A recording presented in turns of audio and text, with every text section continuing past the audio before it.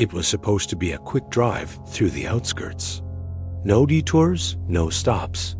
But at exactly 2:17 a.m., my car died in the middle of a deserted industrial road, swallowed by fog and silence. I should have panicked, but somehow I didn't, as if something, or someone, was waiting. That's when I saw the dim orange glow of a single open garage down the hill. A neon sign flickered, open all night. What I found inside wasn't just a mechanic. It was a woman who seemed to know me. And from the second our eyes met, I knew this night wouldn't just fix my car. It would tear open everything I tried to bury.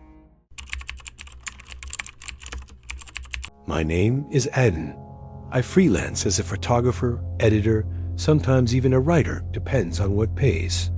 That night, I was driving home from a late shoot, nothing out of the ordinary. Except the road I chose was completely empty, not a soul. Just heavy mist, flickering street lamps, and a silence so thick it felt alive. Then my car stopped.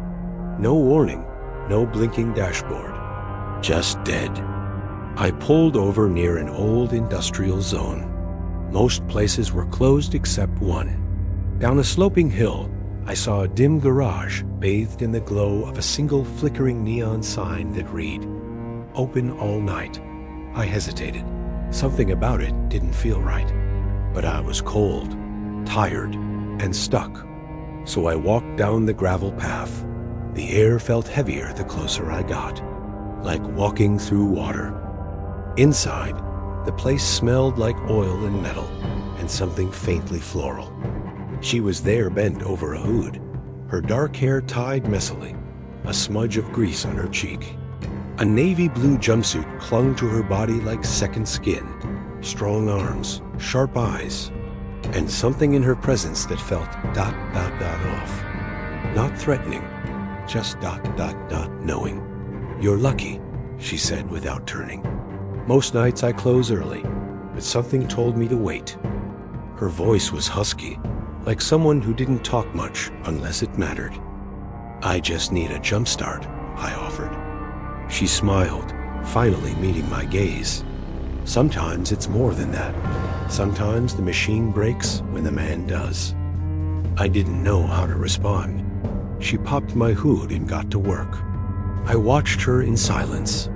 The way she moved, precise, calm, almost hypnotic.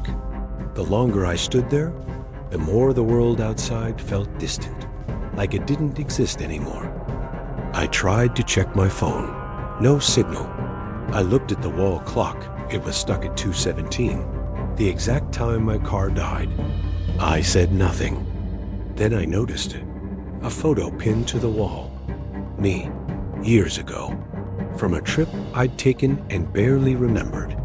I was standing in front of an old gas station smiling. She was in the background, blurred, watching. "Is this ... is this real?" I asked. She didn't look up.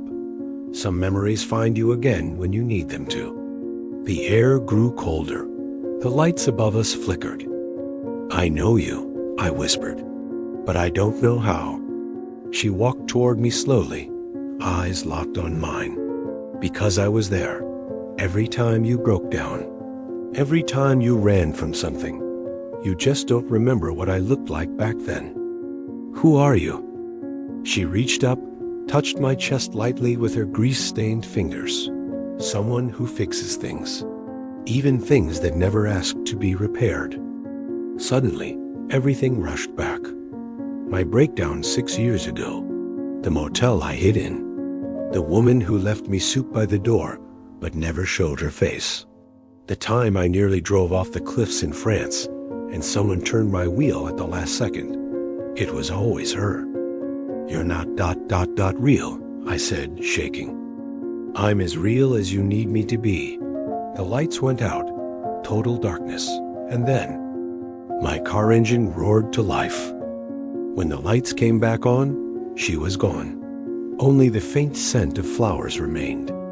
I stepped outside, shaken. The sky was starting to lighten with dawn. The garage sign no longer glowed. And when I looked back from the road, There was no building there, just empty gravel.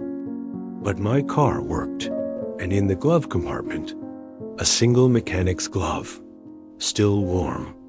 Some people say breakdowns happen for a reason, but what if that reason was someone watching over you? Someone who only appears when you're at your lowest and vanishes when you're whole again? If you've ever broken down in the middle of nowhere, maybe you weren't really alone. Like, comment and subscribe if you believe there's more out there than just oil and metal.